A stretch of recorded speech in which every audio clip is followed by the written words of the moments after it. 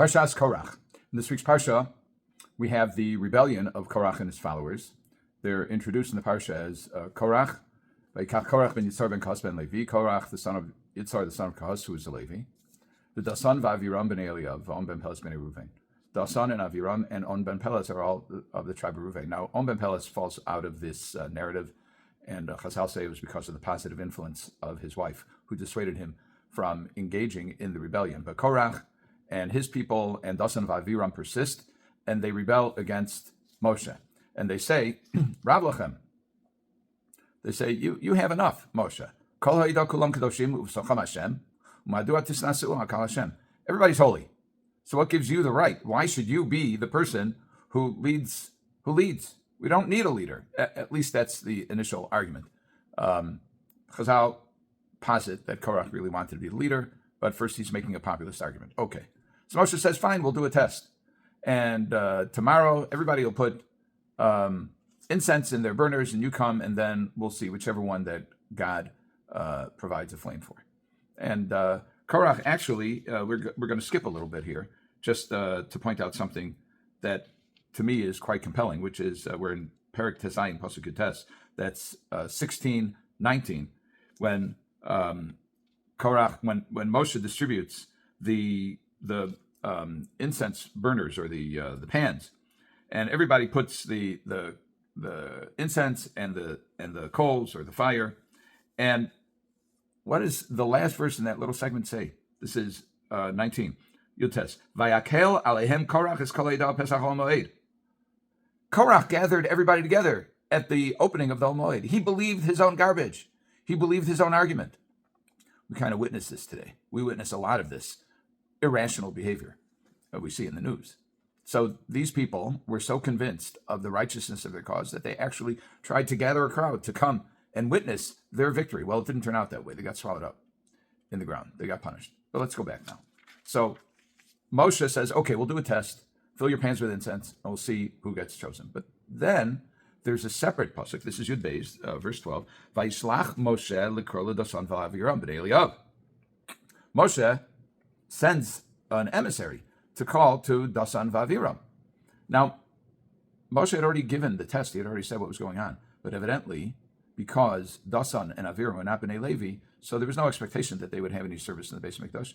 So he approached them separately. What does Rashi say on this? Rashi says that from the fact that Moshe sent emissaries to Dasan and Aviram to address them separately, mikan she'ein machzikin b'machlokas. So we see from this that you're really not supposed to hold on to an argument. You're not supposed to persist. You're supposed to try to resolve it. That Moshe chased after them, as it were. He tried to initiate contact with them, to extend an olive branch, to be in peace, to say, let's be good on this. And what's their response? It says, Vayomru lo na'aleh. We are not going up. Now, what exactly lo na'aleh? Why we're not going up? Why not lo ne'lech? So there are different opinions. Either na'aleh implies going to justice, to a court. It may mean going to Moshe's tent. It may even mean making aliyah to Eretz Yisrael. We'll see that in some verses in a few minutes. But in any event, they rejected. They said, we're not engaging. We are not engaging. It reminds me of I was on a plane trip shortly after October 7th, and I sat next to a woman who I did not know, who evidently was, she told me she was on a college campus, and I was interested in hearing what was going on in the college campuses, because it was quite concerning, the reports that were coming out about the protests in support of Hamas. And I said, do you mind if I talk to you about the war in Gaza? She said, well, I definitely support Palestine. I said, okay, so can I ask you a few questions? And she said, I'd rather not. And it occurs to me that this was an example of a person who had made up her mind. And she said, don't confuse me with the facts. And Dasan and Aviram had their mind made up. And if Moshe approaches them with an argument, they're going to have to defend their position. They weren't interested in defending their position. I mean, it's possible that there are other reasons, but that to me is the most obvious reason for why they didn't want to go. Either they didn't want to engage in a discussion, or they didn't want to give any credit to Moshe as someone of standing at all. All of that is possible, but the bottom line is that they reject it, and they say, you brought us out of a land flowing with milk and honey. What's that? Well, we know that that's the biblical reference to the attributes of the land of Israel. And yet they describe Egypt. You brought us out of Egypt, which they describe as a land flowing with milk and honey. This is thumbing their nose at Moshe and his ideology and his mission for this Bnei Israel. And why you brought us here to kill us in the desert. Why should you rule over us? And then they continue and they double down on their mockery. Af lo el eretz zavaschol u'davash haviyosanu. And you have not taken us to a land flowing with milk and honey. Vatiten lanu nachlas sadeh v'charim. And you didn't give us this inheritance of a field and a vineyard. Let the eyes of those men be plucked out, be gouged out. We are not going up. And Rashi says when they say those men, they mean themselves. So in other words, we're not engaging. Well, Moshe gets frustrated. The Medrash says, Vayichar leMoshe ma'od. Moshe got very agitated. And the Medrash says, when you engage with somebody in an argument, if he responds, there's a certain satisfaction that at least you're engaging, but they were completely unengaged, and this was very agitating to Moshe. And Moshe says, "Vayomer el Hashem al tefan chasam," and Moshe says to God, "Do not turn to," and it's a language of acceptance. Don't accept their offering. Now, which offering this is? Rashi says maybe it means the Ketores, if you say that they were included in the Ketores, and maybe it means the Korban Tamid, the regular daily offering, in which they would have had some participation, and to the extent of their participation, Moshe is asking for Hashem not to accept their portion of that offering. Whichever one it is, Moshe is saying to God, don't accept their offering.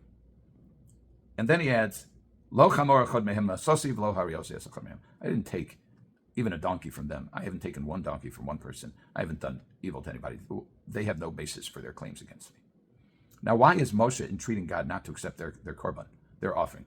Either it's worthy of acceptance or it's not. And if God's not going to accept it, so what does Moshe have to pile on for? But it could be that there's another thing going on here. It could be that Moshe is making a public declaration. It's not clear here that it is public because it just says, Vayomer el Hashem, he says to Hashem, but this may have been a public declaration to God. Al tefan amun chasam. What Moshe is doing is making the choice very clear.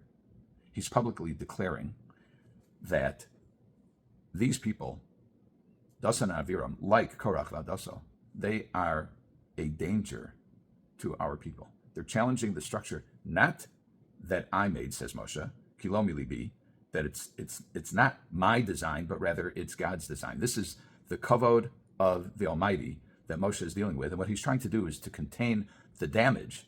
So he's containing the damage by making literally a public spectacle of these rejectionists, so that when the test is finally concluded, that everyone will know. And even then, the Bnei Israel, some say, Atem hamitem esam Hashem, you killed God's people. Being a leader is a very tough thing. Being a leader of Jews is a very tough thing. Being a leader generally is a very tough thing. People don't trust their leaders.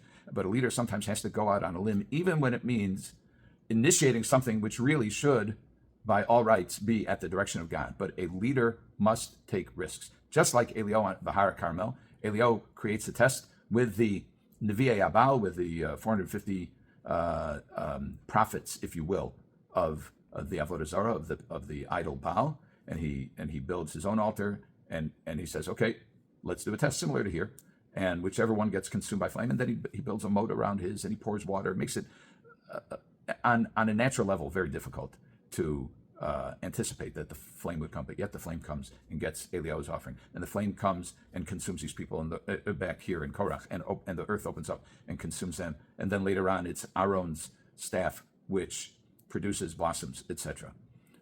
Sometimes a leader has to go out on a limb and he has to draw a line.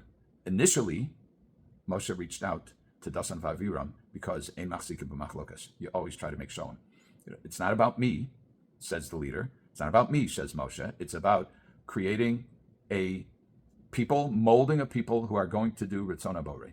So you have to reach out in peace. You have to extend an olive branch. You have to see if you can bring them. But if they say, lo na'aleh, you can gouge our eyes out, but we are not going up, at that point, Moshe sees he has no alternative. So now he has to make a public stance, and he has to say, these people are out, these people are in, as God is my witness. And now, here comes the test. God, please do not accept their offering, and please follow through on the test so that everyone understands and everyone follows in your way. A leader has to be brave. A leader has to take risks, l'shem shamayim, for the sake of heaven. every chance.